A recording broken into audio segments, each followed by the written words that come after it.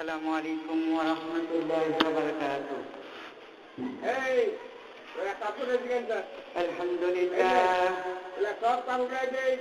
الحمد لله نحمده ونستعينه ونستغفره ونؤمن به ونتوكل عليه ونعوذ بالله من شرور أنفسنا ومن سيئات أعمالنا. من يهد الله فلا مضل له ومن يضلله فلا هادي له. ونشهد أن لا إله إلا الله وحده لا شريك له. ونشهد أن سيدنا وحبيبنا محمدا عبده ورسوله الذي أرسله بالحق بشيرا ونذيرا وداعيا إلى الله بإذنه وسراجا منيرا. الله تعالى في كلامه المتين والفرقان الحميد.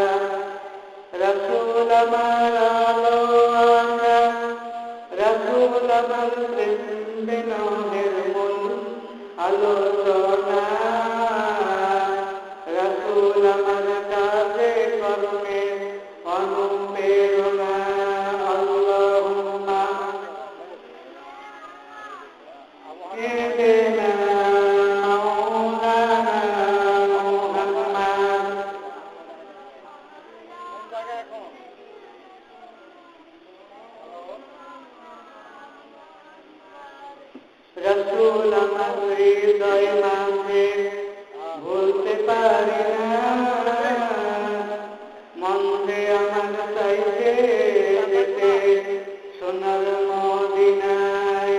আল্লাহুম্মা সাল্লি আলা সাইয়্যিদিনা মাওলানা মুহাম্মদ।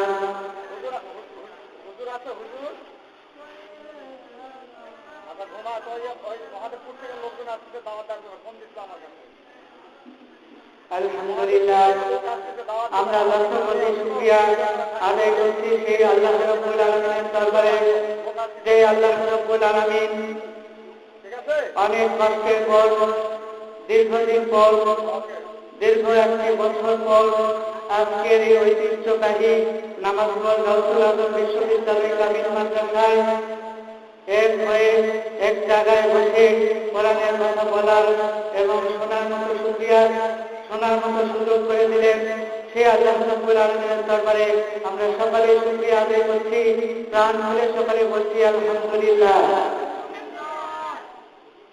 আরো করে মহব্বতের সাথে প্রাণ খুলে সবাই বলছি আলহামদুলিল্লাহ।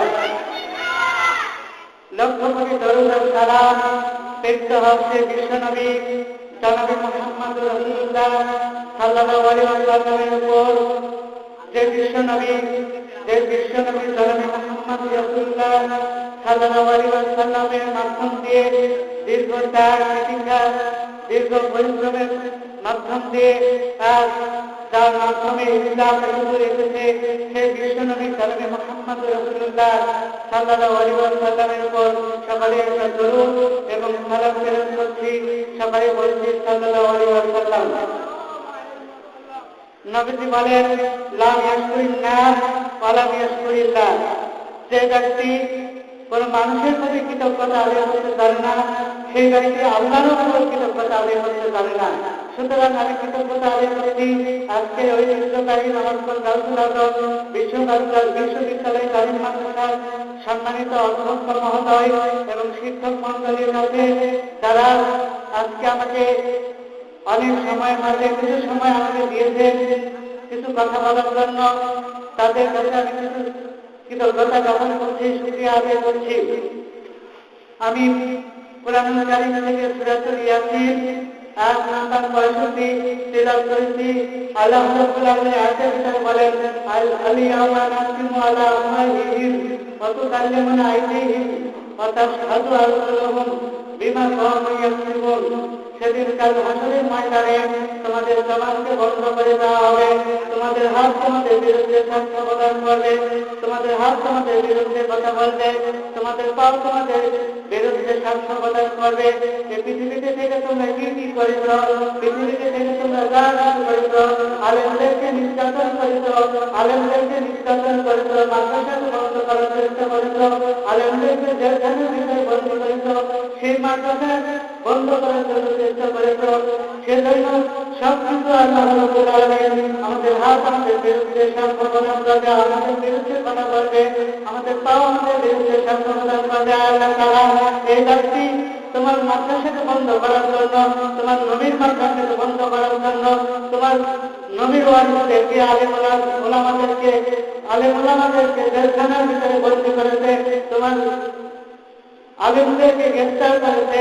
এই ব্যক্তিকে তুমি জাহান্নামে নিক্ষেপ করো, জাহান্নাম প্রদান করো। আমাদের হাত পা আমাদের বিরুদ্ধে সাক্ষ্য প্রদান করবে। সেজন্য আমাদেরকে সব হাত পা সব কিছুই ভালো কাজের জন্য ভালো কাজ করতে হবে।